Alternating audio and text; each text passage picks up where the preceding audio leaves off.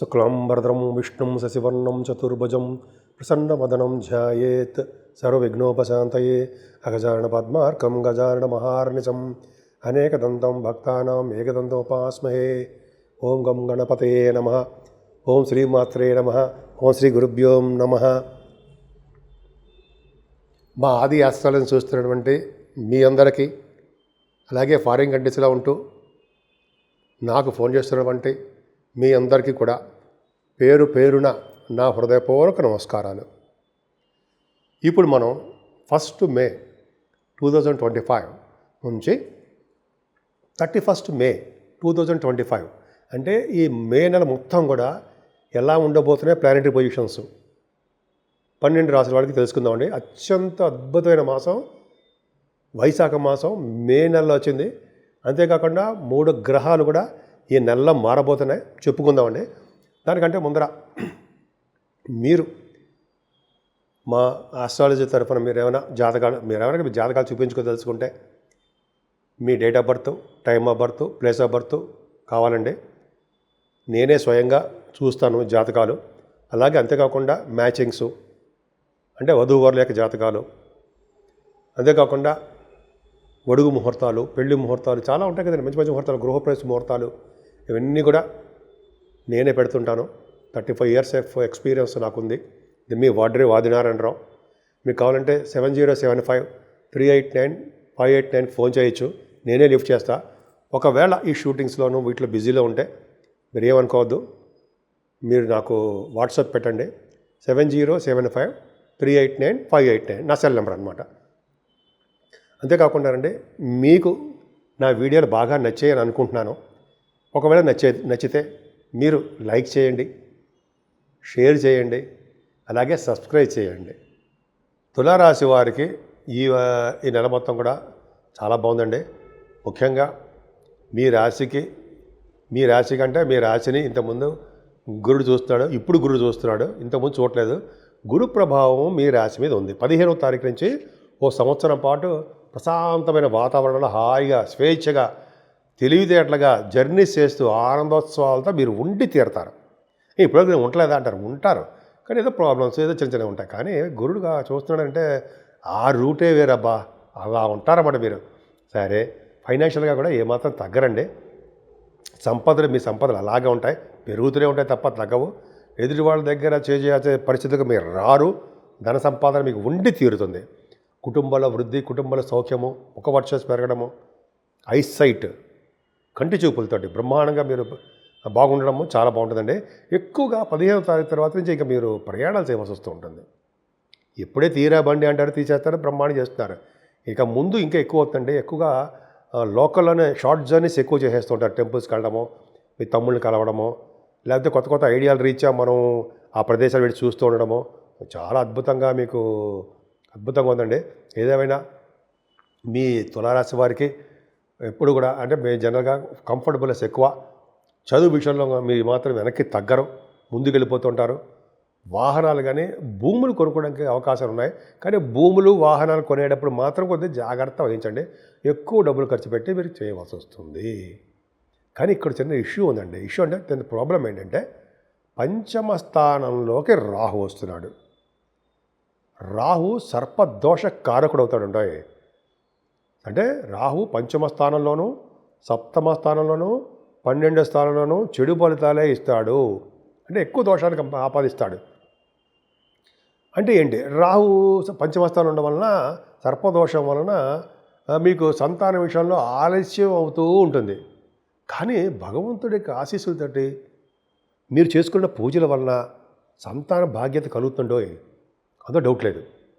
అంతేకాకుండా మీకు అదృష్టం ఏంటంటే పంచమ స్థానంలో అది రాహు మారిన, గురుడు కూడా మారాడు కదా. గురుడు మారి మిథున రాశి నుంచి మీ రాహుని, కుంభరాశిలో ఉన్న రాహుకి చెక్ పెట్టాడు, అంటే గురుదృష్టి పెట్టాడు. కాబట్టి పంచమ స్థానంలో ఏమాత్రం కిక్కురు పడకుండా కామ్గా కూర్చుంటాడు ఆయన. రాహు కిక్కురు పడకుండా అంటే ఏం మాట స్తబ్దతగా ఉంటాడు అనమాట. చెడు చేయడు, అలా మంచి చేయడానికి ఉత్సాహపడుతూ ఉంటాడు. ఎందుకంటే ఎవరు దృష్టి పడుతుందో, ఎవరి హౌస్లో ఉంటాడో వాళ్ళ యొక్క ఫలితాలు ఇవ్వాలిగా. రాహు శని యొక్క హౌస్లో ఉన్నాడు, శని యొక్క ఫలితాలు ఇవ్వాలి. సో గురువుగా చూస్తున్నాడు. చెప్పుకుంటే అనర్గళంగా ఉంటుంది అనుకోండి, సరే పక్క పెడితే మీకు గురుదృష్టి వలన సాహిత్య రంగంలో ఉన్నవాడికి చాలా అద్భుతం ఫలితాలు ఉంటాయి, అందులో డౌట్ లేదు. సంగీతము, సాహిత్యం, నృత్య కళాకారులకి బ్యూటిఫుల్గా ఉంటుంది. ఇంకా చెప్పాలంటే ఆ రాహువు పంచమస్థానంలో ఉండడం వల్ల స్టాక్ మార్కెట్లో ఉన్న వాళ్ళకి కొంచెం చిన్న స్తబ్దత ఏర్పడుతుంది, కానీ అల్టిమేట్గా డబ్బులు సంపాదించుకుంటారు. ఏదైనా ఆరో భావంలో ఉన్నటువంటి శనీశ్వరుడే సర్వదా రక్షగా మీకు ఉంటాడు. అలా బుధ శుక్రుడు కూడా ఉన్నారనుకోండి, బుధ శుక్రుడు ఓకే అంతా వాళ్ళు మారిపోతుంటారు. శని ఒకడు కాన్స్టెంట్గా మీకు ఉంటాడు ఆరో భావం ఉండడం వల్ల నిజంగా మీరు కష్టపడండి.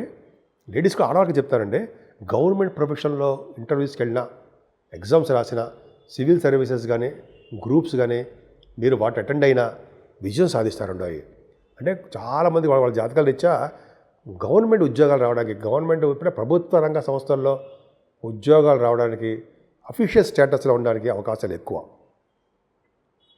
అంతేకాకుండానండి ఆరో భావంలో శని ఉన్నాడంటే రోగాల వల్ల వచ్చే భయాలు కానీ, శత్రువుల వల్ల వచ్చే అపవాదులు కానీ, భయాలు కానీ తొలగిపోతూ ఉంటాయి. శని ఆరో భావంలో ఉన్నాడంటే కొద్దిగా కోర్టు రిలేటెడ్ సంబంధించిన వ్యవహారంలో కానీ, లా సంబంధించిన విషయాల్లో కానీ విజయం సాధిస్తారు. తెలుసా అండి, ఆరో భావంలోనూ, 8వ భావంలోనూ, 9వ భావం కూడా చూస్తూ ఉండవు. అవన్నీ చాలా ఉన్నాయి కండి, అవన్నీ మీకు తెలియని కాదు, తెలుసు. సరే అదే పక్కన పెడితే మీకు చక్కగా అద్భుతంగా ఉండే బేనమాలు కూడా చాలా బాగుంటుందండి. సప్తమ స్థానంలో రవి 14 వరకు ఉంటాడు, కలిసిన బుధుడు ఉంటాడు. 7 నుంచి 7వ తారీఖు నుంచి బుధుడు వస్తాడు సప్తమంలోకి. రవి బుధుల కాంబినేషన్ వారం రోజులు ఉన్నప్పటికీ అండి చాలా మంచి చేస్తారు. వివాహ వేడుకలు, అదృష్టము ఇవన్నీ మీకు సంప్రాప్తిస్తూ ఉంటాయి. 7వ తారీఖు నుంచి బుధుడు ఒక్కడే ఉంటాడు సప్తమ స్థానంలో. బుధుడు కూడా వ్యాపార లక్షణాలని కలిగిస్తాడండి. బుధుడు ఒంటరిగా ఉన్న బుధుడు చెడు ఫలితాలు ఏం కాదు. బుధుడు ఏం చేస్తుంటాడంటే బుద్ధి బలాన్ని కలిగిస్తుంటాడు. ముఖ్య అది పక్క పెడితే బుద్ధి బలం తర్వాత సంగతే. ముందు భార్య భర్తల యొక్క అనురాగ దాంపత్య జీవితం కలిగిస్తాడు. ఒకరి పట్ల ఒకరి ప్రేమానురాగాలు కలిగేట్ చేస్తూ ఉంటాడు. దీన్నే అంటే అర్థం ఏంటంటే సప్తమ స్థానాన్ని కళత్ర స్థానం అని, విజయస్థానం అని అంటాం కదా. అది వ్యాపార అభివృద్ధి కలుగుతూ ఉంటుంది, విజయం సాధిస్తూ ఉంటారు, కొత్త వ్యాపారాభివృద్ధి కలుగుతుంటుంది. కానీ ఇంకా ఏంటరా కానీ అంటారు కదా. కానీ సప్తమాధిపతి రెండు కుజుడు నీచ స్థితిలో ఉన్నాడు. కొద్దిగా సుబ్రహ్మణ్య సమారాధన చేసుకోవాల్సిందే.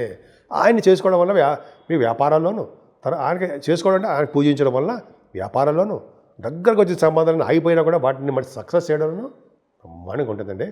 అష్టమ స్థానంలో రవి తప్పే మరి అనారోగ్య సమస్యలు సృష్టిస్తూ ఉంటాడు. అదే కొద్దిగా హెల్త్ ప్రాబ్లమ్స్ అంటే అనారోగ్య హెల్త్ ప్రాబ్లమ్స్ ఇష్యూ చేస్తుంటాడు. ప్రతిదీ కూడా చిన్న ఇబ్బంది కలిగిస్తూ ఉంటాడు. ఎక్కువగా ముందుకు వెళ్ళలేకపోతుంటారు మీరు. చాలామంది ఇబ్బంది అంటే అనేక రకాలుగా మీకు ఇబ్బంది కలుగుతూ ఉంటాయి అని చెప్పి అంటాం, కరెక్ట్గా అంతే. కానీ ఇంకో చెప్పేవాడు ఉండే ఒక శాస్త్రంలో ఏం చెప్తుందంటే అష్టమంలో రవి ఉన్నా కూడా ధనప్రాప్తిని కలిగిస్తూ ఉంటాటండో. అదొకటి ఉంది, ధనానికి లోటు చేయట. ఆరోగ్య విషయంలో కొద్దిగా ఎక్కువ కాలం ఉండేట్టుగా చేస్తుంటాడు. ఆరోగ్యం ఎక్కువ కాలం ఉండేటంటే ఆయుష్ అనమాట.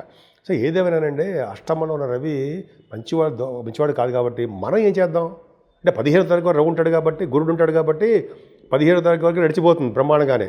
గురుడు పక్కకి వెళ్తాడు కదా, రవి ఒక్కడే ఉంటాడు 15వ తారీఖు నుంచి. మరి రవి ఒక్కడే ఉంటే అలా ప్రాబ్లం కదా. అందుకని సూర్యభగవానుడు నమస్కార ప్రియుడు. సూర్యభగవాన్ని ఎర్రటి పుష్పాలతో అర్ఘ్యం ఇవ్వడము, ఆదిత్య హృదయం చేయడము, సూర్య నమస్కారాలు చేయడము, యోగాసనాలు వేయడం వల్ల, గాయత్రి మంత్రం చేయడం వల్ల మంచి అభివృద్ధికరంగా ఉంటుంది. అష్టమ స్థానంలో ఉన్నటువంటి రవి దోషం పోతుంది. తర్వాత భాగ్యస్థానం గురించి చెప్పుకుందామండి. భాగ్యంలో గురుడు ఎన్నాళ్ళ నుంచి అష్టమంలో గురుడు అంటే చాలా ఇబ్బంది కలిగించాడు. ఇక నుంచి భాగ్యంలోకి మారుతున్నాడు. మీ రూటే మారిపోతుంది. అదృష్ట గీత మీకు ఉండబోతోంది.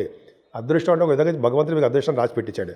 తులారాశి వాళ్ళకి భాగ్యస్థానంలో గురుడు ఉండడం వల్ల విశేషమైన సంపదల్ని కలిగించి తీరతాడు, అదృష్టాన్ని కలిగిస్తాడు. అలాగే ఉన్నతమైన విద్య రీత్యా విదేశాలు వెళ్ళేటి కలిగించి చేస్తుంటాడు. ఎందుకంటే మీకు ఆయన 3rd house lord, 6th house lord బ్యూటిఫుల్గా భాగ్యంలో ఉన్నాడు. చక్కటి విద్య సంప్రాప్తిస్తుంది. భాగ్యంలో గురుడు ఉన్నాడంటే ఆడిటర్స్కి, వేద పండితులకి, ఆగమశాస్త్ర పండితులకి, అలాగే లెక్చరర్స్కి, ప్రొఫెసర్స్కి, అడ్వకేట్స్కి, డాక్టర్స్ ఉన్న వాళ్ళకి భాగ్యస్థానం బ్రహ్మాండంగా ఉండాలి. వాళ్ళకి సంపదలు పెంచుతాడు భగవంతుడు. అలాగే గురువుగారితోటి, పీఠాధిపతులతోటి మీరు దూర ప్రాంత ప్రయాణాలు చేయడము, నైమిసారణ్య యాత్రలు చేయడము, అలాగా గంగా స్నానాలు చేయడము చాలా చాలా అద్భుతంగా ఉందండి. ఇంకా చెప్పుకుంటే వెళ్ళిపోతే అనర్గళంగా ఉంటుంది. ముఖ్యంగా కుజుడు కుజుడు కూడా మీకు నీచ స్థితిలో ఉన్నాడండి. సప్తమాధిపతి ఇందా చెప్పాను కదా మీకు. కుజుడికి పూజలు చేయించుకోండి. కుజుడు పూజలు చేయించుకోవడం వల్ల మీకు వ్యాపారాభివృద్ధి బాగుంటుంది. రియల్ ఎస్టేట్ రంగంలో డబ్బు సంపాదించుకుంటారు. అన్నిటికీ గొప్ప అదృష్టం తెలుసండి మీకు. కేతువు కూడా ఒక అదృష్టవంతుడే, మీకు అదృష్టాన్ని ప్రసాదించేవాడే. గురుడు ఎలాగ అదృష్టాన్ని ప్రసాదిస్తున్నాడో, శనైశ్వరుడు ఎలాగ అదృష్టాన్ని ప్రసాదిస్తున్నాడో, నేను మాత్రం తక్కువ అని చెప్పి ఆయన కేతువు 11వ భావంలో ఉండడం, మిత్రక్షేత్రంలో ఉన్నటువంటి సింహరాశిలో ఉండము, అగ్నితత్వ రాశిలో ఉండడం వల్ల బ్యూటిఫుల్ చాలా మంచి చేస్తాడండి మీకు. ఏంటి మంచి చేస్తాడు? ధనయోగాన్ని కలిగిస్తాడు, విశేషమైన సంపదలు కలిగిస్తాడు. మీరు అనుకున్న దానికంటే ఎక్కువ డబ్బులు సంపాదించడం చేస్తూ ఉంటాడు. అది కదరా లైఫ్ అంటే చూసారా. నిజంగా తులారాశి వాడు అదృష్టవంతులే నేను ఖచ్చితంగా నేను చెప్తాను. అద్భుతం. వాళ్ళ జాతకాలు ఎలా ఉంటే తెలియదు కానీ గోచార ప్రకారము మంచి జరగడానికి ఎక్కువ అవకాశాలు ఉన్నాయండి. 19వ తారీఖున చాలా బాగుంది, కానీ కాలసర్ప దోషంలో ఉన్నాయి. మీరు రాశాధిపతి బయటకు వచ్చాడు కాబట్టి ఓకే పర్లేదు. కానీ ఏదేమైనా రాశాధిపతి కాదు, చంద్రుడు మీకు బాగుందండి. ఏదైనా కాలసర్ప దోషాలు ఉన్నారు కాబట్టి పూజలు చేయించుకోండి. కాళహస్తి కానీ మీకు ఉన్న దగ్గరలో ఉన్న గుళ్ళకని చేయించుకొని పూజలు చేయించుకుంటే మంచి సంపదలు కలుగుతాయి. ఇప్పుడు మనం రెమెడీస్ గురించి తెలుసుకుందామండి. 12 రాశుల వాళ్ళు మేషరాశి నుంచి మీనరాశి వరకు కూడా ఈ 12 రాశుల వారు ఎలా పూజించాలి, ఏం చేస్తే బాగుంటుంది అంటే మాత్రము చెప్పచ్చు. ఇప్పుడు చెప్పుకోవచ్చండి. ముఖ్యంగా ముందర ఈ నెల దీన్ని వైశాఖ మాసం అంటామండి. చైత్రం తర్వాత వచ్చే మాసం వైశాఖ మాసము. ఇది విష్ణుమూర్తికి చాలా ఇష్టమైన మాసం అనమాట అండి. విష్ణువుని పూజించాలి. అంతేకాకుండా 8వ తారీఖుని మనకి అన్నవరం సత్యనారాయణ స్వామి వారికి కళ్యాణం జరగబోతుంది. ఆ స్వామిని విష్ణుమూర్తిని పూజించడం 8వ తారీఖుని. అలాగే 12వ తారీఖు ఉండే పౌర్ణమి. ఈ పౌర్ణమి పూట చేసే దానాలు, వాటి యొక్క ఫలితాలు, వాళ్ళ మహిమలు అంతా ఇంతా కావు. ఈ చైత్రమాసం మొత్తం దానాలు చాలా ఇంపార్టెంట్. 12వ తారీఖు మరింత ఇంపార్టెంట్ ఉంటుందండి. ఏం దానాలు చేయాలి? ఈ నెలలో ముఖ్యంగా చేయాల్సింది జలదానం. అంటే మంచినీళ్ళు, చల్లటి మంచినీళ్ళు దానం చేయడం, చలివేంద్రాలు పెట్టడం, మజ్జిగ ప్యాకెట్లు దానం చేయడం. ఇది మోస్ట్ ఇంపార్టెంట్ అండి. మజ్జిగ అంటే జనరల్గా మనం జలదానం చేస్తాం. తర్వాత గొడుగుల వల్ల ఫలితం చాలా అద్భుతంగా ఉంటుందండి. గొడుగు దానం చేయడం వేదశాస్త్ర పండితులకి, కొంతమంది బ్రాహ్మణులకి, ఎవరికి ఇష్టమైన వాళ్ళకి గొడుగులు దానం. చెప్పులు మర్చిపోకూడదండి. విసిరికరలు అదొకటి. వస్త్రాలు, ఇవన్నీ ఏంటంటే కంపల్సరీగా ఏ చేస్తే చాలా మంచిదండి. అదొక అద్భుతమైన ఫలితాలు మనకి చాలా మనకి వచ్చి తీరుతాయి. అంతేకాకుండా మనం ఈ నెల మొత్తం కూడా ఈ దానాలు చేసుకోవడం 12వ తారీఖుని, అలాగే 15వ తారీఖుని మనకి గురుడు మారుతాడు కదండి. ఈ నెలలో చాలా అద్భుతాలు ఉన్నాయండి. రావుకేతులు మారడము, గురుడు 15వ తారీఖు మారడం వల్ల సరస్వతి నది పుష్కరాలు వస్తున్నాయి కదా. ఆ సరస్వతి నది పుష్కరాల్లో స్నానం చేయడం వల్ల మరింత ఫలితాలు బ్రహ్మాండం కలుగుతాయి కదా. ఇంకోటి తెలుసండి, శాస్త్రం కొంత నేను చదివిన చోట ఏంటంటే, మనం వీటి నదీ స్నానాలు వెళ్ళి స్నానాలు చేసేసిన తర్వాత అక్కడ బట్ట పిండేసుకోకూడదు. మనం కట్టుకునే బట్ట అలా ఒడ్డు వరకు వచ్చిన తర్వాత ఆ నీళ్లు కారనివ్వాలట. ఎందుకు? ఆ నీళ్ళనే దేవతలో తనకి ఎవరో ఉండండి వాళ్ళు స్వీకరిస్తారట. అది ఒక కదా, పితృదేవతలు అన్నారు అది వాళ్ళు. అందుకని నాకు గురువుగారు వాళ్ళు చెప్పడం నేను విన్నాను. అందుకని మనం నదీస్థానం చేసి వచ్చిన తర్వాత గబాగబా పిండేసుకోకుండా బయటకు వచ్చిన తర్వాత అప్పుడు వాటిని పిండుకుంటే మంచిది, తడి బట్టలని. అదొకటి చాలా పవర్ఫుల్. నది స్నానం, పుష్కర నది స్నానం, పైగా సరస్వతి నది స్నానం అంటే జ్ఞానాలకి మారిపోయి రావడే కదండి. జ్ఞాన సంపద సరస్వతి దేవ పుష్కరాలలో స్నానం చేయడం అత్యంత యోగకరం, అదృష్టం కూడా. ఇంకా లాస్ట్లో హనుమత్ జయంతి అండి. హనుమంతుని పూజించడం వాళ్ళు ఎప్పటికీ కూడా చెడిపోరు. హనుమంతుని పూజించడం వల్ల సకల దేవతలు పూజించినట్టే అంటాం కదండి. హనుమంతుడు ఆంజనేయ స్వామిని పూజించడం వల్ల మనకి శనీశ్వరుడు వల్ల వచ్చే దోషాలు పరిహారం అవుతాయని చెప్పి అంటలా పెద్దలు. సో ఈ విధంగా ఆంజనేయ స్వామిని పూజించడము, ఆయనకి ఆ రోజు అప్పాలు, ఇంకా అది కూడా ఒక ఎపిసోడ్ చేసుకుందామండి. అప్పాలు నైవేద్యం పెట్టడము, తమలపాకులు నైవేద్యం పెట్టడము, 11 ప్రదక్షిణాలు చేయడము, ఆయన దగ్గర దీపారాధన చేయడము, ఇవన్నీ ఆయన యొక్క ఆశీస్సులు తీసుకోవడం వలన మనకి ఎటువంటి గ్రహాల వల్ల వచ్చే దోషాలన్నీ కూడా పరిహారం అవుతాయండి. అంతేకాకుండా ఈ నెల మొత్తం కూడా రావుకేతుల మధ్యలో ఉండిపోవడము గ్రహాలన్నీ, అందుకని అమ్మవారిని పూజ చేసుకోవడం వల్ల. అలాగే కుజుడు సుబ్రహ్మణ్య స్వామి ఆరాధన మర్చిపోకుండా చేయాలంటాయి. సుబ్రహ్మణ్య స్వామిని పూజించిన వాళ్ళు అసలు ఎక్కడికో తీసుకెళ్ళి కూర్చోబెడతాడు. ఎటువంటి దోషాలు ఎక్కడ కాపాడుతాడండి ఆయన.